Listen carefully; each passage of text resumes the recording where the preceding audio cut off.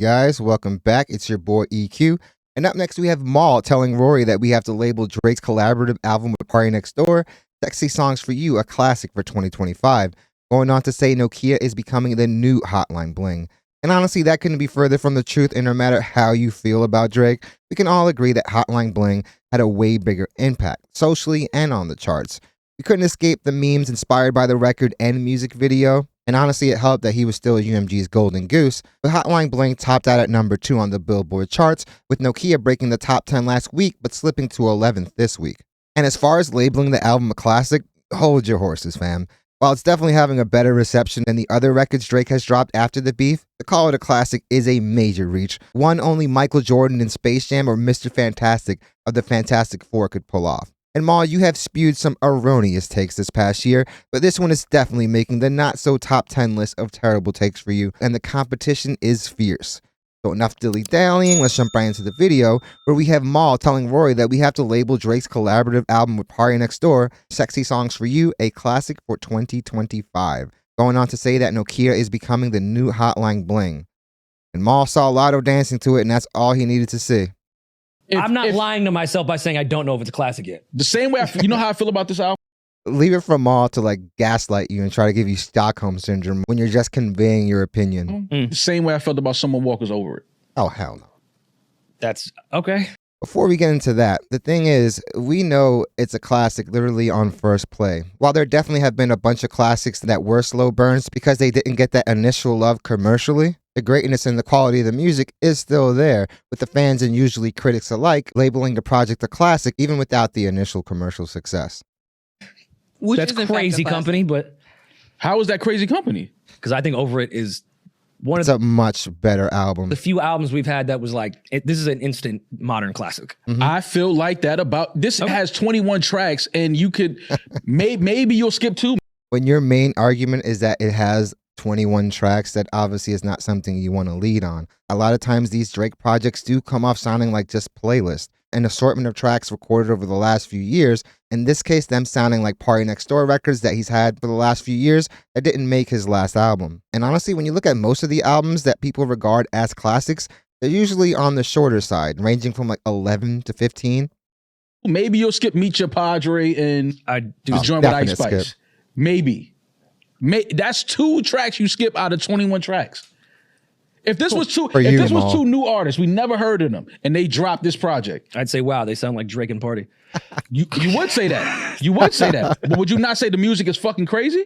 Of course I think it's crazy, and I know what artist it is. So that's... It's crazy how liberal he's throwing the word classic around. An album can be good. An album can even be great. But does that necessarily make it a classic? No.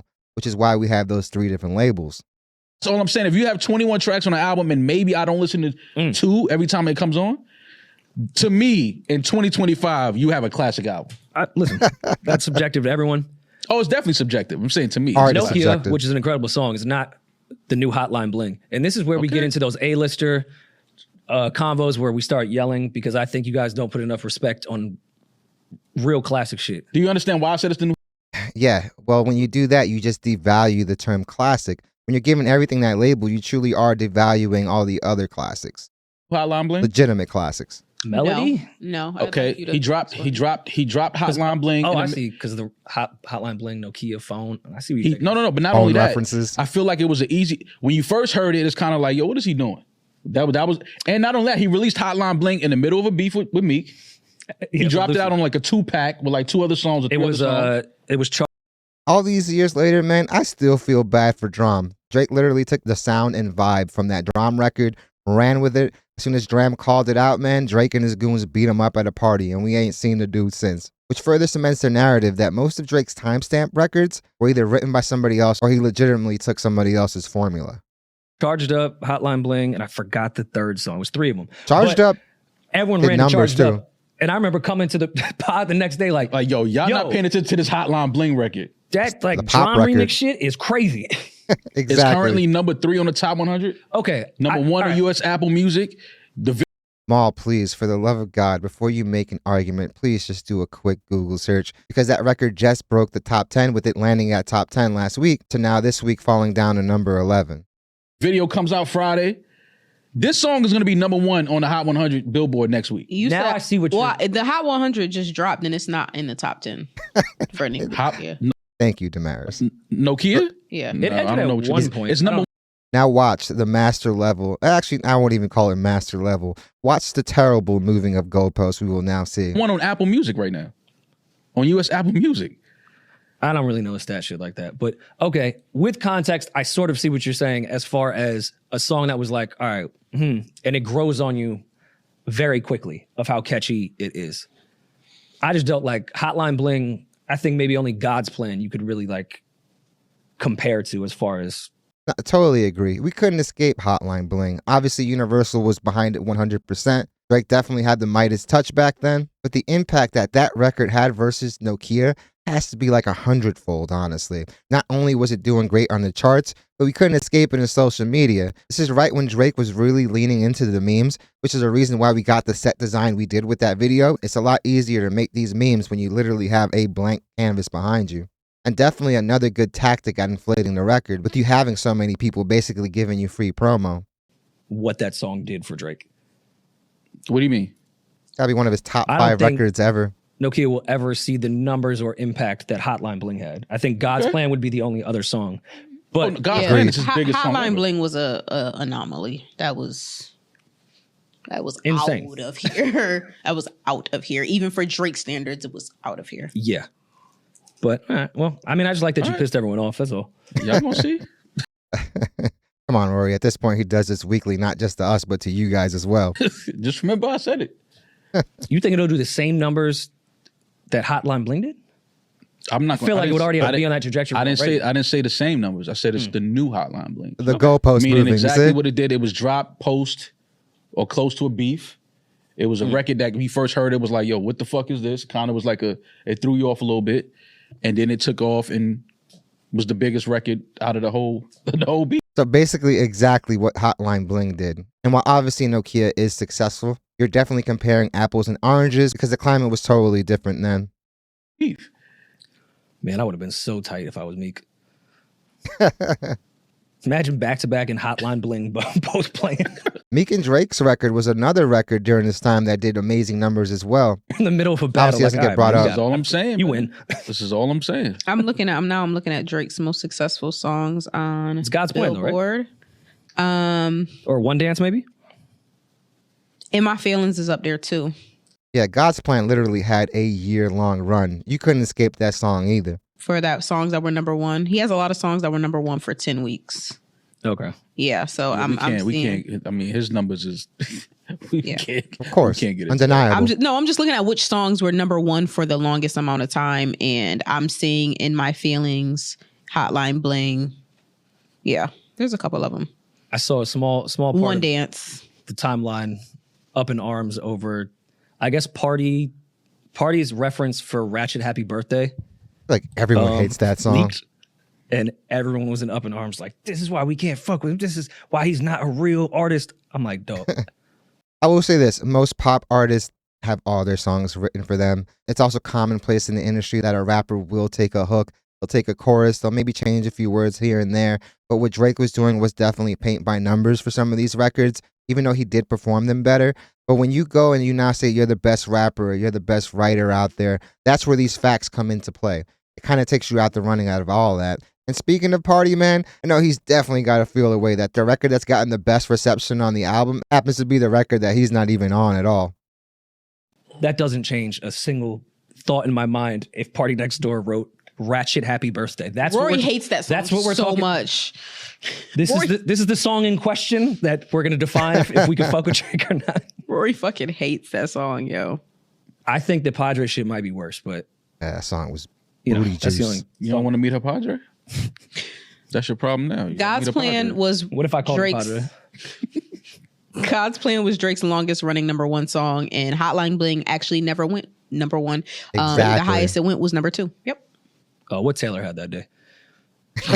And the song that lasted on the Billboard charts the longest was actually Going Bad, Meek Mill featuring Drake. It didn't go the highest, but it spent the longest amount of time on the charts.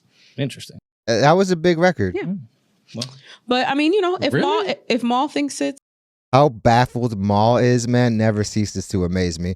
Like I said earlier, a lot of the stuff he says can be debunked within like 30 seconds of a Google search. Something he keeps choosing not to do at this point. You would think having the platform that they do, the fact that they do get checked all the time, that they would at least do that. It's the one. If Maul thinks it's the one, it's possible. Listen, I went viral dancing to it, so I like the song. Every girl likes that song. It's okay. That's why I said enjoy the music. Like, it's good music. It's a good song. Like, well, Damaris, you kind of went viral because you were trashing on Drake, and then you go on and do that, and he reposted you. So obviously you're gonna go viral for that. People just acting like they don't like it because they, the beef shit. I get it, but it's like, okay, put that. This is good music. Act like this is not Drake and Party. This is great music on. Well, I can understand somebody saying they might not like it at first and never going back to it because hearing it the first time is something you gotta like really. You gotta be a partier. See. And also, that's him moving the goalposts even further. No one's saying that the record is bad. No one is saying that it's not successful. You saying it's a new Hotline Bling, that's obviously a whole different conversation. To really like understand why the song is good. Because if somebody who just listens to the music, you just got to have a certain taste level and like good music. Just because something is good to other people doesn't, music is subjective. If somebody is somebody who just listens to, if somebody just listens to music like just in their head. Maul has to be one of the kings of false equivalencies. Like the only one given a run for his money is probably academics, who goes on to say some of the craziest stuff, and none of it is based in fact. Headphones, they don't really like bump me. You know what I'm saying? Like that might not be the song for them, and I can understand. Oh yeah, I mean that. I mean, we know that it's so subjective. But my thing is, I'm just looking at 21 tracks from anybody, and if you can consistently a month later after that album is released, and listen to at least 19 of those tracks consistently, it's a great fucking project. From any artist. I don't give a fuck who put it out. 21 tracks. Of course. It's hard for people to listen to 21 tracks. But I don't think that's the case. I'm not really seeing that fervor amongst the people saying that the album is still on repeat for them other than Maul right now. Consistently is all I'm saying. A month later, the album is sounding better every time I hear it, and I already know what they're gonna do when they perform it. Like I already know what the arena is gonna look like. Party's gonna be off to the side, ad-libbing. All the girls start posting videos about it. This shit is gonna be everywhere. It's everywhere. I cannot open Instagram and not see a girl or a guy playing this song in a video. Maul, that's definitely your algorithm, fam. It's impossible. Maybe it's just my algorithm. I don't know. Maybe I just follow certain people, but BBLs and Drake. Every time somebody else open it, I'm like, you hear it. Somebody with their phone. TikTok, you hear one of the songs on the album. I'm like, okay, people are listening to this project. I don't think that's ever happened to me. Did LinkedIn or like some companies? The fact that Rory totally dismissed that is hilarious. And yeah, Maul, I think we can all guess what's on your algorithm. He's definitely using the classic label way too liberally, and it does devalue the other classic projects. If you're leading off with the fact that the record has 19 tracks that you don't skip, just means that the album is good, at least to you anyway.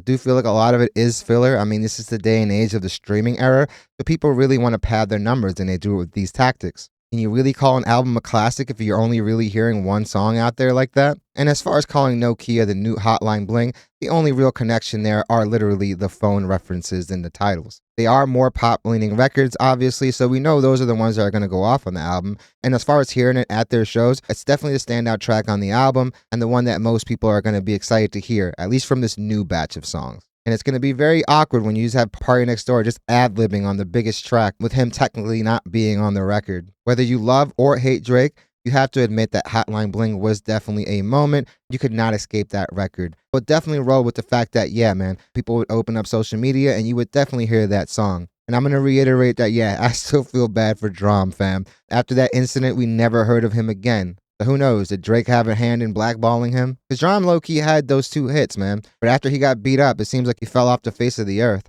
And it's funny how this podcast has literally turned into like fact-checking Maul, at least during these Drake segments. I don't know why Maul can't just be excited that the album did get a better reception than the other stuff that Drake has been dropping this year and wants to run with the narrative. This is a classic because, fam, you're just losing more and more credibility with these type of claims if you still had any. But definitely let me know what you guys think. Do you guys think this album is a classic? I obviously don't think that. And that's not a terrible thing. Like I said earlier, the album could still be a plethora of other things. It could still be really good without it being a classic. As far as Nokia being the new Hotline Bling, I don't see that at all. The song is a success, but that still doesn't put it on par with that record. Definitely a song and music video that spawned meme after meme, which obviously helped propel it even further. So definitely let me know what you guys think. Definitely hit the like and subscribe button, guys. It does the channel wonders. I really want to thank you guys so much for making this channel a part of your day. It honestly means the world to me. And all the love and support you guys continue to show this channel on a daily is overwhelming. So I really want to let you guys know how grateful I am. Definitely looking forward to what you guys have to say on this topic. Hope you guys love this video, and I hope to see you guys soon. And Maul, for the love of God, just open up Google. Even ChatGPT. I know they get it wrong sometimes, but man, these takes are crazy.